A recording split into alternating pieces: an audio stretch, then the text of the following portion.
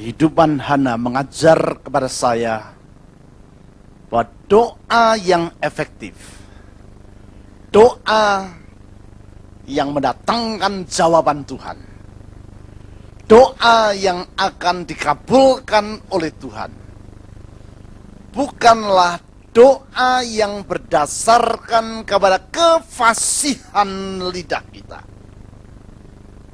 Bukanlah doa yang dipanjatkan karena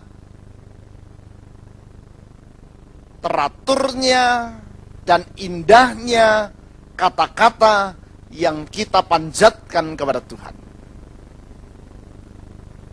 Sebab kalau kefasihan dan keindahan kata yang menjadi dasar dari jawaban suatu doa, maka hanya mereka yang terpelajar dan mereka yang mampu berkata-kata dalam bahasa yang baik sajalah yang doanya akan didengar Tuhan. Kalau doa terkabul hanya karena indahnya susunan kata, maka hanya para sastrawan yang doanya akan didengar oleh Tuhan. Tetapi bukan karena kefasihan lidah dan bukan karena keindahan susunan suatu kalimat yang diucapkan dalam doa yang menjadi dasar dari efektivitas suatu doa. Namun efektivitas doa sangat tergantung kepada sikap hati dari sang pendoa. Sikap hati dari orang yang berdoa. Dan artinya saudara-saudari, siapapun kita, entah kita mampu berbahasa dengan baik atau tidak, entah kita orang yang menuntut sekolah sampai tinggi atau tidak, entah kita mampu berbahasa dan berbicara dengan lancar atau gagap, siapapun kita memiliki kesempatan untuk memiliki doa yang efektif. Sejauh hati kita selaras seperti yang Tuhan inginkan. Mari kita berdoa. Tuhan Yesus, kami berdoa biar melalui kehidupan Hana, kami memahami bagaimana kami dapat berdoa dan doa itu menjadi doa yang efektif. Doa yang menguak tabir nasib dan meraih perkara-perkara yang semula tak mungkin dan menjadikannya mungkin. Karena kami tahu, bagi Tuhan tidak ada perkara yang mustahil. Bagi Tuhan tidak ada perkara yang mustahil. Di dalam nama-Mu ya Tuhan Yesus, kami telah berdoa dan semua kita berkata, amin. Saudara-saudari, kalau kita mempelajari kehidupan Hana, seperti yang dituliskan dalam kitab 1 Samuel pasal yang pertama, ayat yang pertama sampai ayat yang ke-20. Di sana kita dapat melihat bahwa Tuhan adalah Tuhan yang bersedia mendengar doa umatnya. Dan bukan hanya dia bersedia mendengar doa umatnya, tetapi dia juga bersedia menjawab doa umatnya. Dan bukan hanya dia bersedia menjawab doa umatnya, lebih lagi dia bersedia mengabulkan doa umatnya. Karena tidak semua orang yang mendengar akan menjawab. Tidak semua jawaban akan berbunyi ya. Tuhan adalah pribadi yang mau mendengar. Dan bukan hanya mau mendengar, tetapi dia juga mau menjawab. Dan dia bukan hanya mau menjawab, tetapi dia bersedia mengabulkan. Dan bukan hanya dia bersedia mengabulkan, dia sanggup mewujudkan apa yang dia janjikan. Karena tidak semua orang yang berkata ya pasti sanggup melakukan apa yang dia katakan ya. Kalau kita melihat di dalam 1 Samuel pasal yang pertama, ayat yang pertama dan yang kedua, kita akan melihat sedikit latar belakang dari perempuan yang bernama Hana ini dan pergumulan hidup yang dia sedang lewati. Dikatakan demikian dalam 1 Samuel pasal yang pertama, ayat yang pertama dan kedua. Ada seorang laki-laki dari Ramataim Sofim, dari pegunungan Efraim, namanya Elkana bin Yeroham bin Elihu bin Tohu bin Zuf, seorang Efraim. Artinya ia berasal dari suku Efraim. Ayat yang kedua, orang ini, Elkana, mempunyai 2 istri. Yang seorang bernama Hana dan yang lain bernama Penina. Siapakah Hana? Yang bersangkutan adalah istri dari Elkana. Siapakah Hana? Ia adalah istri pertama dari laki-laki suku Efraim ini. Istri pertama artinya Elkana memiliki istri yang lain. Dalam hal ini Penina. Mengapa Elkana memiliki 2 istri? Kalimat berikutnya menjelaskan kepada kita mengapa dia punya istri. Dan kalimat berikutnya juga menjelaskan kepada kita pergumulan dari Hana. Dikatakan Penina mempunyai anak, tetapi Hana tidak. Saudara-saudari, kalimat yang sepertinya sederhana. Penina mempunyai anak, tetapi Hana tidak. Kalimat yang kelihatannya sepintas tidak ada terlalu maknanya bagi kita. Penina mempunyai anak, tetapi Hana tidak. Saudara-saudari, bagi kita sepintas kelihatannya kalimat ini tidak ada artinya. Bagi kita mungkin kalimat ini sepintas serasa seperti biasa-biasa saja. Tetapi tidak demikian halnya bagi Hana. Kalimat ini menggambarkan pergumulan yang sangat berat dalam diri Hana. Karena menggambarkan bahwa dirinya adalah seorang perempuan yang mandul. Dan kemandulannya inilah yang mengakibatkan suaminya Elkana mengambil seorang istri yang lain. Suatu kebiasaan yang lumrah pada masa itu. Kalau seorang istri tak menghasilkan keturunan, maka suaminya akan mengambil istri berikutnya untuk menyambung keturunan bagi dirinya. Budaya pada masa itu. Tetapi saudara-saudari, walaupun itu peristiwa yang lumrah pada masa itu, tetap bagi seorang wanita, kalau istri atau suaminya mengambil istri berikutnya, luka di dalam hati itu tak akan terelakkan. Walaupun peristiwa itu lumrah bagi budaya pada zaman tadi, tetap bagi seorang perempuan, kalau suaminya mengambil istri berikutnya, tak dapat dipungkiri, hati itu akan penuh dengan luka. Terlebih lagi, kalau kita baca ayat-ayat selanjutnya dalam ayat yang ketiga sampai ayat yang ketujuh, kita dapat melihat betapa berat pergumulan hidup dari Hana ini. Dikatakan orang itu, maksudnya Elkana, dari tahun ke tahun pergi meninggalkan kotanya untuk sujud menyembah dan mempersembahkan korban kepada Tuhan semesta alam di Shilo. Karena pada masa itu orang Israel belum beribadah di kota Yerusalem. Karena pada masa itu bait suci belum didirikan di kota Yerusalem. Atau lebih tepatnya pada masa itu Yerusalem masih berada di kekuasaan di dalam tangan suku Yebusi. Bukan orang Israel. Berada di tangan bangsa yang lain. Itu sebabnya mereka beribadah di Shilo. Di sana yang menjadi imam Tuhan ialah kedua anak Eli, Hofni dan Pinehas. Imamnya Hofni, Pinehas, imam besar adalah ayah mereka, Eli. Ayat yang keempat. Pada hari Elkana mempersembahkan korban, diberikannya kepada Penina istrinya, dan kepada semua anaknya yang laki-laki dan perempuan, masing-masing sebagian.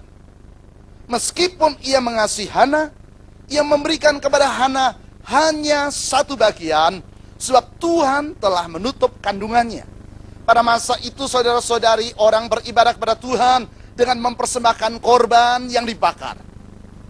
Sesudah korban itu dipersembahkan kepada Tuhan dengan cara dibakar, bagian-bagian yang tidak hangus dibakar diambil kembali menjadi makanan bagi mereka dalam satu pesta sukacita. Dan bagian yang diterima oleh Penina jauh lebih besar dibandingkan bagian yang diterima oleh Hana. Karena Hana tak berketurunan, sedangkan Penina memiliki keturunan. Ayat yang ke-6. Tetapi madunya, yaitu Penina, selalu menyakiti hatinya supaya ia gusar. Karena Tuhan telah menutup kandungannya. Maksudnya karena ia dalam keadaan yang mandul. Demikianlah terjadi dari tahun ke tahun. Setiap kali Hana pergi ke rumah Tuhan, Penina menyakiti hati Hana. Madunya menghina dia, mengejek dia, karena dia perempuan yang mandul. Dan saudara-saudari, pada zaman itu merupakan suatu aib, suatu hal yang memalukan kalau seorang perempuan tak dapat memberikan keturunan kepada suaminya. Artinya sebagai seorang perempuan dia tidak lengkap. Aib.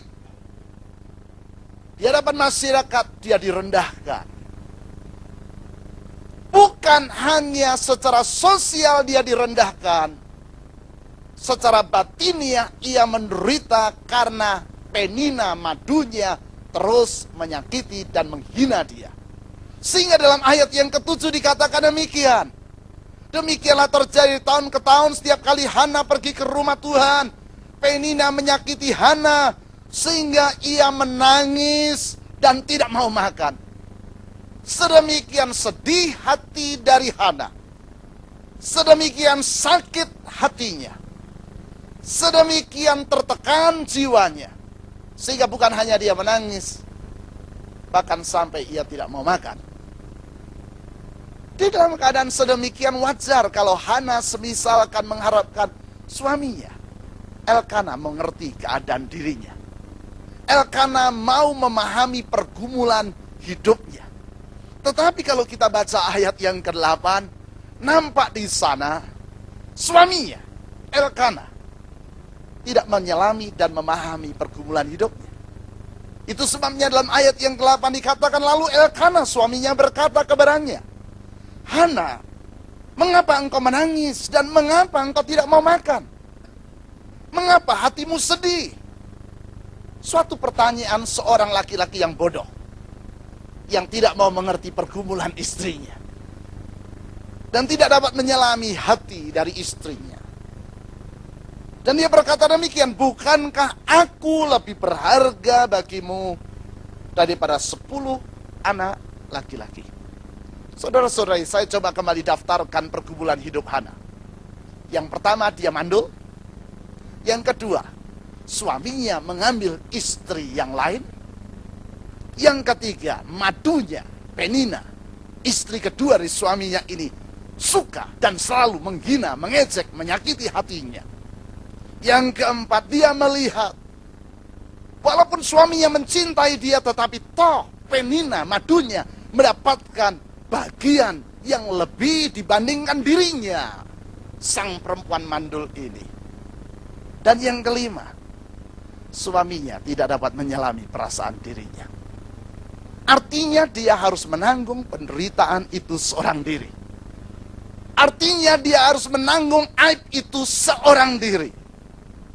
Artinya dia harus menghadapi persoalan hidup yang tidak pernah dia impikan dan harapkan itu seorang diri. Dan persoalan ini, saudara-saudari, bukan sekedar masalah aib, bukan sekedar masalah tekanan sosial, bukan hanya masalah penderitaan secara batin, tetapi bagi seorang perempuan mandul pada zaman itu, persoalan ini adalah persoalan yang tak terpecahkan.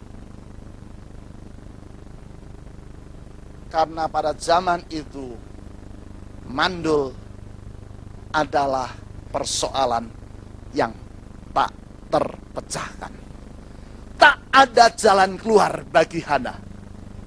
Hidup dalam keadaan tertekan, persoalan yang tak mungkin diselesaikan, mustahil untuk dibereskan, hati dalam keadaan penuh penderitaan, dan dia harus menanggungnya seorang diri.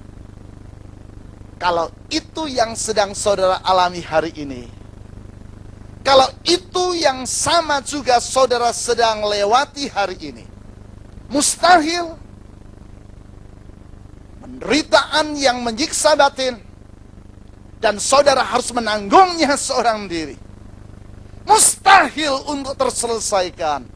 Sepertinya tidak ada jalan keluar, dan tak mungkin ada jalan keluar. Izinkan saya menyampaikan satu berita baik bagi saudara. Izinkan saya menyampaikan satu berita baik bagi setiap orang yang sedang dalam keadaan seperti yang dialami oleh Hana. Yaitu, tidak ada perkara yang mustahil bagi Tuhan. Tidak ada perkara yang mustahil bagi Tuhan. Katakan bersama dengan saya, 1, 2, 3. Tidak ada perkara yang mustahil bagi Tuhan. Kalau hati kita sama seperti hati yang ada pada Hana,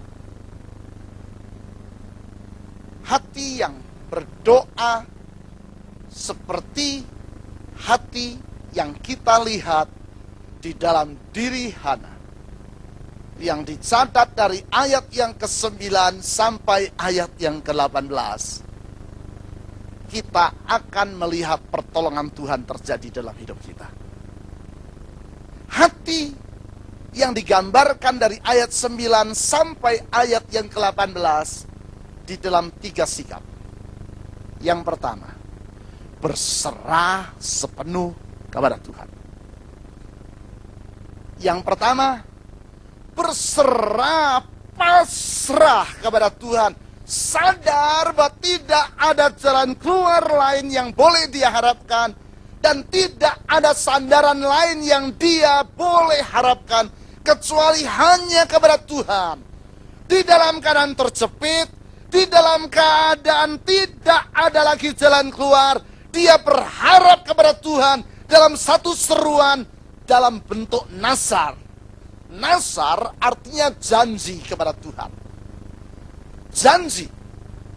Karena menyadari bahwa tidak ada lain yang dapat diharapkan kecuali Tuhan.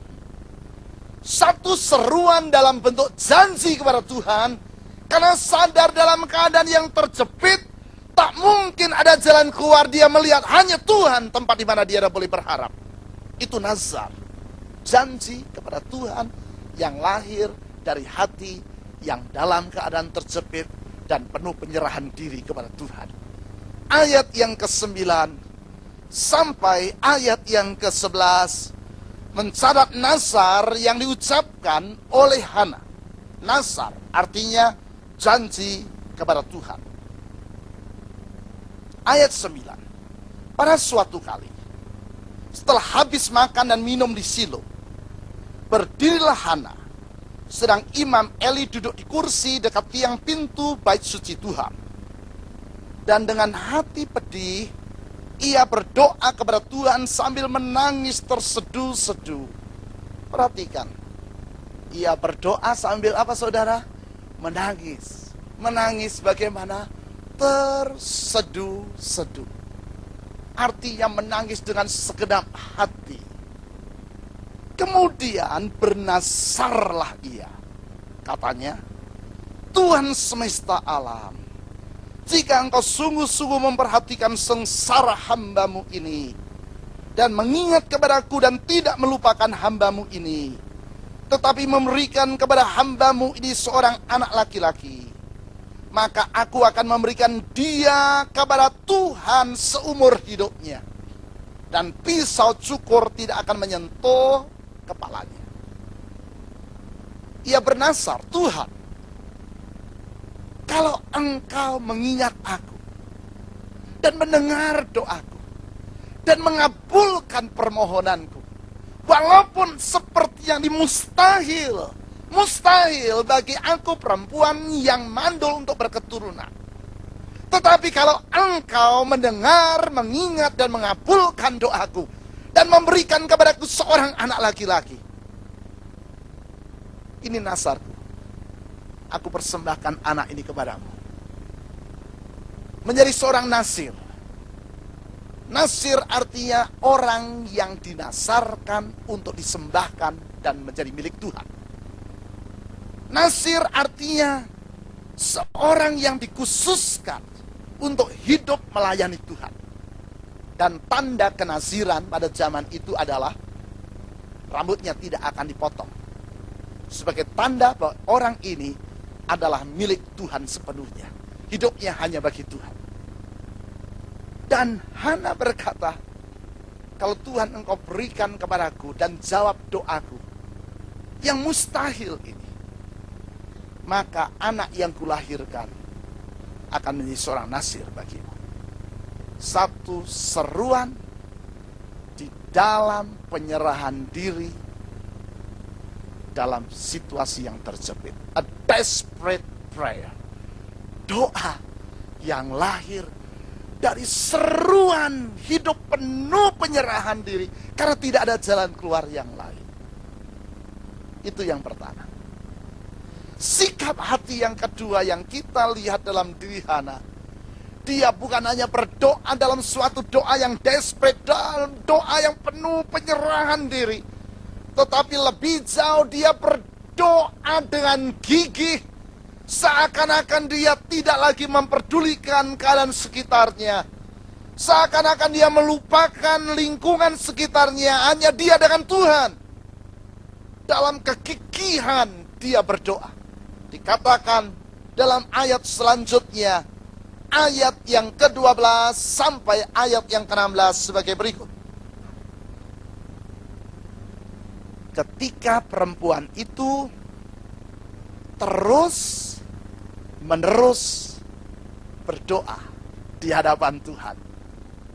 Ketika perempuan itu terus menerus. Apa artinya? Tanpa henti. Apa artinya? Gigih. Terus menerus berdoa di hadapan Tuhan. Maka Eli mengamat-amati mulut perempuan itu. Dan karena Hana berkata-kata dalam hatinya, dan hanya bibirnya saja bergerak-gerak, tetapi suaranya tidak kedengaran, maka Eli menyangka perempuan itu mabuk. Lalu kata Eli kepadanya, berapa lama lagi engkau berlaku sebagai orang mabuk? Lepaskanlah dirimu daripada mabukmu. Tetapi Hana menjawab, bukan tuanku. Aku seorang perempuan yang sangat bersusah hati. Anggur ataupun minuman yang memabukkan tidak kuminum, melainkan aku mencurahkan isi hatiku di hadapan Tuhan. Janganlah anggap hambamu ini seorang perempuan dursila, sebab karena besarnya cemas dan sakit hati, aku berbicara demikian lama. Dia berdoa seakan-akan tidak ada orang lain di sekitarnya. Seakan-akan dia hanya dengan Tuhan saja. Segenap hati. Dan bukan hanya segenap hati, terus menerus dengan gigih. Dan ibu bapak, saudara-saudari, saya mau sampaikan, kegigihan kita kepada Tuhan tidak akan menjadi sia-sia. Dia tidak akan memandang hina orang yang gigih berdoa. Lebih dari 3 tahun yang lalu, ada seorang anak muda di dalam jemaat, di salah satu satelit di gereja, datang menemui saya dan berkata, Pak Bambang, saya baru saja diberhentikan dari pekerjaan. Perusahaan tempat saya sedang kerja mengalami kerugian karena keadaan ekonomi. Pemutusan hubungan kerja terjadi, saya termasuk diberhentikan. Berapa lama kemudian dia datang lagi, Pak, uang saya tidak lagi cukup untuk membayar angsuran mobil yang saya beli. Sehingga akhirnya mobil itu harus dilepas karena dia tak mungkin lagi membayar angsurannya. Beberapa waktu kemudian dia datang lagi kepada saya, Pak, bukan saya kehilangan pekerjaan saja, bukan hanya saya tak lagi punya mobil, tetapi tunangan saya memutuskan hubungan dengan saya. Ini kalau orang jatuh ditimpa tangga, digigit anjing, ini orang, saudara, bertubi-tubi. Terus saya mencoba menguatkan dia, saya mendoakan dia. Setiap kali saya berbicara dan dia ada di sana, selalu selesai ibadah dia datang kepada saya, selalu minta didoakan. Dan bukan hanya itu, hampir setiap 2 minggu sekali dia mengirim SMS kepada saya. Kirim SMS-nya bukan pagi, bukan siang, bukan sore, hampir tengah malam dia kirim SMS. Pak, saya sedang frustrasi. Pak, belum ada kerjaan. Hampir tiap 2 minggu. Kadang-kadang seminggu sekali dia SMS saya terus. Saya doakan, saya jawab per SMS, saya doakan per SMS. Setengah tahun berlalu, hampir 1 tahun tanpa pekerjaan. Uang tabungan sudah hampir habis. Akhirnya dia mendapat pekerjaan yang agak sederhana, cukup untuk mencukupi kehidupannya sehari-hari. Tetapi dia punya cita-cita lebih daripada itu. Dia punya cita-cita bahwa dia mampu menjual satu konsep untuk satu proyek yang sangat besar. Dia katakan, Pak, kalau proyek ini berhasil, segala persoalan keuangan yang saya hadapi akan terselesaikan. Saya beritahu kepada beberapa teman pengusaha untuk memberi konseling kepada dia tentang proyek yang dia sedang impikan itu. Semua orang berkata, aduh, ini proyek lewat gede. Tidak ada perusahaan di Indonesia yang mau pakai proyek ini. Mungkin perusahaan-perusahaan besar di Amerika yang mau dengan konsep yang dia tawarkan. Tapi proyek ini kelewat gede, dia nggak punya modal. Impian yang terlalu gede, tidak mungkin dipakai di Indonesia. Tapi dia bersikukuh, Pak, dia ceritakan proyek itu pada saya, memang luar biasa, tetapi juga sangat luar biasa, pelik dan rumit dan terlalu besar. Saya coba kuatkan dia, saya coba doakan dia. Bulan berganti bulan, tahun kedua lewat. Proyek itu belum juga menjadi kenyataan dan tidak ada perusahaan yang bersedia membeli konsep yang dia tawarkan. Dan selama itu terus dia setiap kali ketemu saya minta didoakan. Saya minta dia datang hari Sabtu pagi, dia ikut doa Sabtu pagi. Hari Rabu kadang-kadang dia ikut dalam doa oasis. Masuk tahun ketiga, keadaan tetap sama.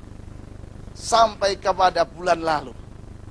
Seperti biasa, hampir tengah malam saya menerima SMS dari dia.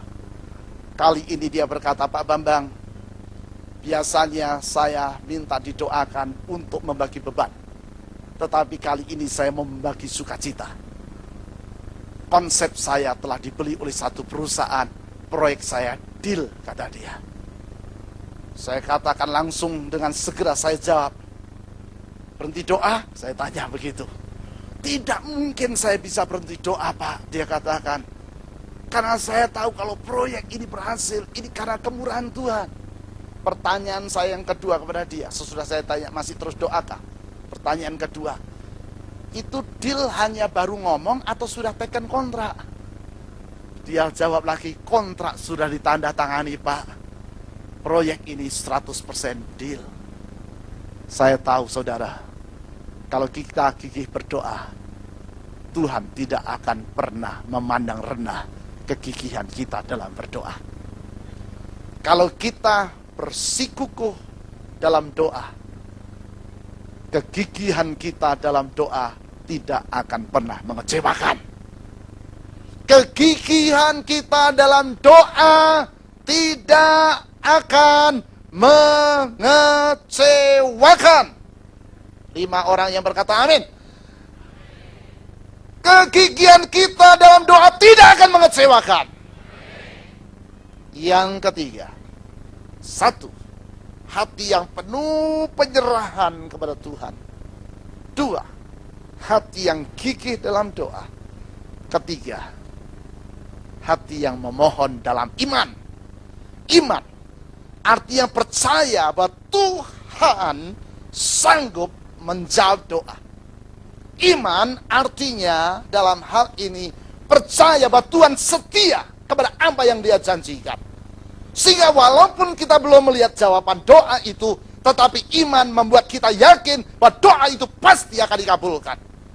Iman artinya walaupun doa kita belum menjadi kenyataan, tetapi dalam hati kita yakin bahwa Tuhan pasti akan menjadikan, mengabulkan, dan mewujudkan janjinya.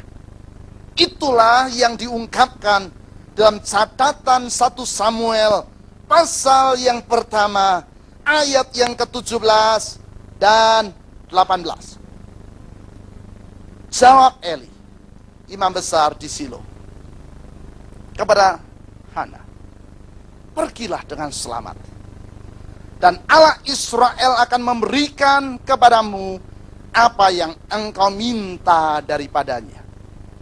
Sesudah itu berkatalah perempuan itu, biarlah hambamu ini mendapat belas kasihan daripadamu.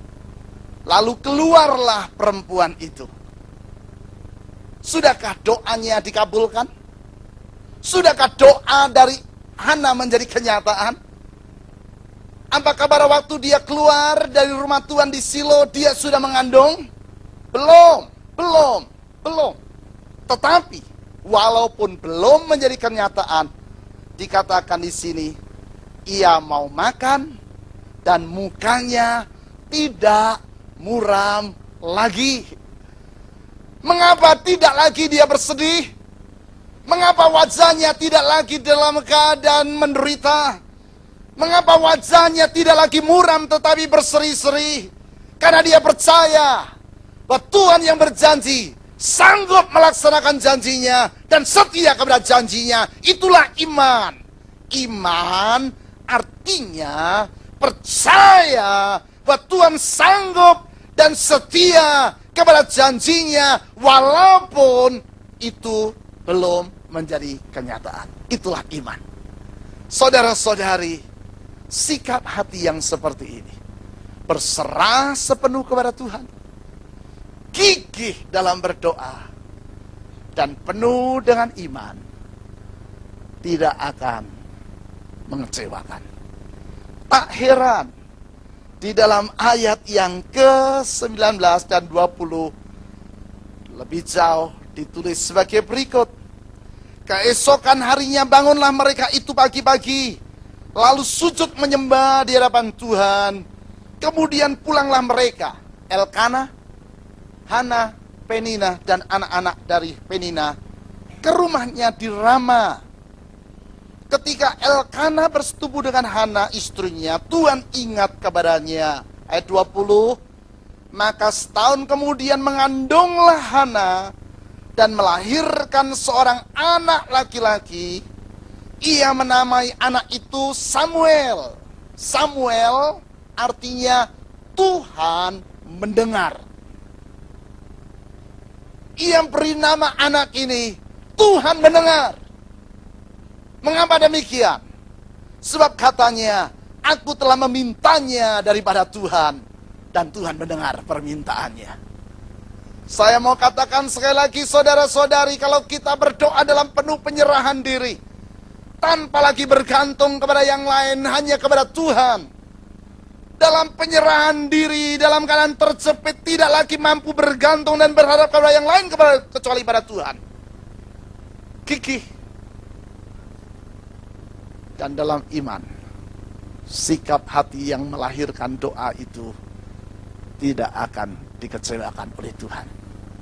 Persoalannya, setiap kali orang berdoa secara asal lalu saja, bukan dengan segenap penyerahan diri, ya asal lalu, bukan dengan gigih. Doa 1 kali belum dijawab, doa 2 kali belum dijawab, doa 3 kali dia ancam Tuhan, Tuhan saya sudah doa 3 kali, kalau 3 kali belum dijawab, awas, tahu sendiri, kata dia. Setiap kali orang berdoa bukan dengan iman, tetapi hanya sekedar sambil lalu. Alkisah di satu kota kecil, dibukalah sebuah klub malam, tempat minum mabuk. Ini klub malam yang pertama dibuka di kota kecil itu. Sehingga tempat maksiat ini meresahkan hati anggota jemaat dari salah satu gereja. Karena kebetulan klub malam itu dibuka tidak jauh dari gedung gereja tempat di mana mereka beribadah. Akhirnya mereka mengambil keputusan bahwa mereka akan berdoa semalam suntuk sampai Tuhan menutup bar itu. Dan berita ini mulai beredar di seluruh kota, karena kota ini kota kecil. Seluruh kota mendengar bahwa gereja itu akan berdoa semalam suntuk sampai Tuhan menutup bar atau klub malam tadi. Malam pertama doa semalam suntuk dilangsungkan. Ruangan gedung gereja penuh sesak dengan jemaat. Mereka semalaman berdoa meminta Tuhan, kami ingin kota kami jadi sejahtera, bebas dari kemaksiatan. Ya, kami berdoa, Tuhan tutuplah klub malam itu. Mereka berdoa, saudara, dan belum genap 1 minggu Tuhan mengabulkan doa mereka. Karena pada hari kelima mereka berdoa, terjadi hujan angin yang lebat, petir menyambar. Dan petir menyambar klub malam itu sehingga hangus terbakar. Si pemilik klub malam mengambil kesimpulan bahwa anggota gereja yang berdoa itulah yang bertanggung jawab atas terjadinya kebakaran ini. Ia menyewa seorang pengacara untuk minta ganti rugi dan menuntut gereja karena menyebabkan kebakaran. Karena ganti rugi yang diminta sangat besar, pengurus dan anggota gereja tidak bersedia mengabulkannya. Mereka ganti sewa pengacara yang lain. 2 pengacara berdebat di muka pengadilan.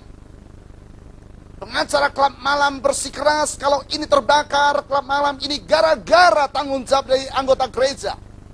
Sebagai bukti, dia bawa warta jemaat yang berisi seruan doa sampai Tuhan menutup klub malam.